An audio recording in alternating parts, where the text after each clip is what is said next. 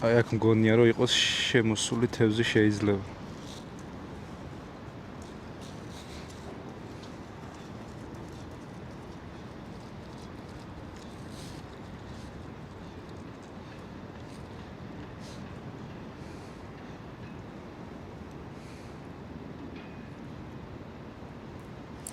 ხო გითხარი?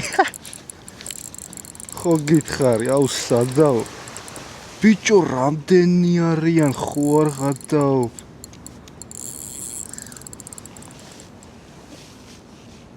აუ სიო დაერხა ამ ადგილს. ნახე რა კარასია თან ხო არ გადაო.